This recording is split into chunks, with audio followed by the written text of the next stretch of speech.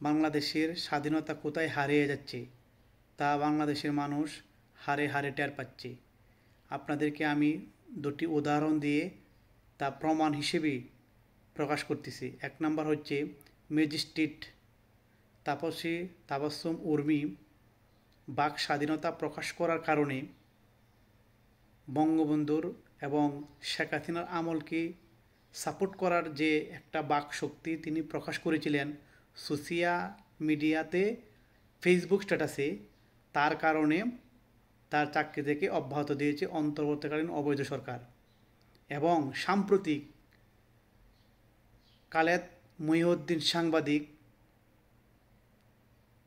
ছাত্রলীগের সভাপতির সাথে একটি টকশো ডেট ছিল, সেই ডেটটি অবৈধকালীন অন্তর্বর্তী সরকারের প্রেক্ষাপটে ক্ষমতা অপব্যবহার করে সেই টকশো স্থগিত করা হয়েছে।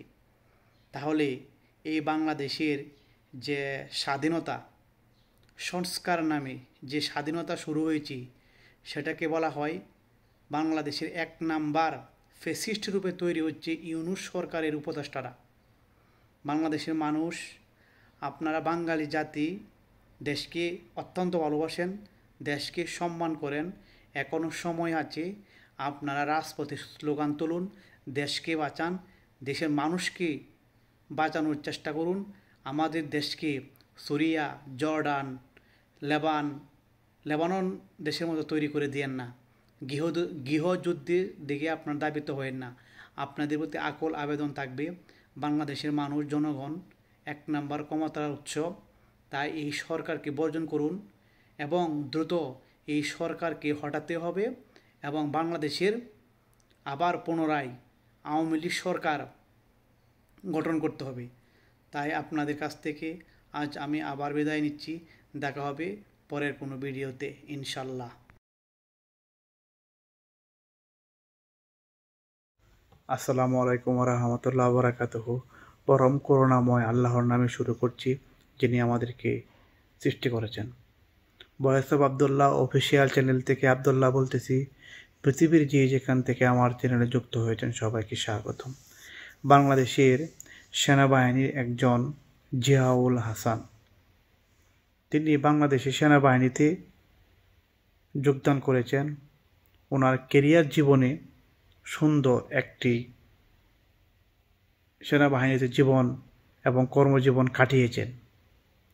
আওয়ামী লীগ সরকার চলে যাওয়ার পর থেকেই বাংলাদেশে যারা আওয়ামী লীগপন্থী, বাংলাদেশের যারা আওয়ামী লীগকে ভালোবাসে, যে কোনো শ্রেণীর মানুষ, যে কোনো লেভেলের মানুষ, এই অন্তর্বর্তীকালীন অবৈধ সরকার এই সমস্ত লোকদেরকে বিভিন্নভাবে হেনস্থার শিকার করা হচ্ছে, হয়রানি শিকার করা হচ্ছে, অবৈধভাবে মামলা দেওয়া হচ্ছে, অবৈধভাবে তাদের বাক শক্তি, জীবন শক্তি তাদেরকে ধ্বংস করে দেওয়া হচ্ছে। একজন সাধারণ মানুষ হিসেবে, একজন সাধারণ সৈনিক হিসেবে, একজন সাধারণ আমজনতার মানুষ হিসেবে আপনি কি কোনো হয়রানির শিকার হতে পারেন? এটা কি আপনার সাথে মানায়? আপনি যত বড় বিপদ করেন, আপনি যত বড় অন্যায় করিয়া থাকেন, আপনাকে হয়রানির শিকার করার কোনো সুযোগ নাই। আপনি যত বড় ক্ষমতাধর ব্যক্তি হন আর যত বড় লেভেল লুকে হন না কেন, আপনি কখনোই আপনার দ্বারা কোনো মানুষকে হয়রানি করার কোনো সুযোগ আপনি করতে পারবেন না। এটি কিন্তু নিয়ম নাই। আইন যা বলে, আইনের গতিতে যা হবে তাই করা হবে। এটি হচ্ছে একটি সুস্পষ্ট এবং সুসংগঠন রাষ্ট্রীয় দেশের এটি একটি আইন। তাই এই আইনকে আপনারা সম্মান করতে শিখুন, দেশকে ভালোবাসতে শিখুন।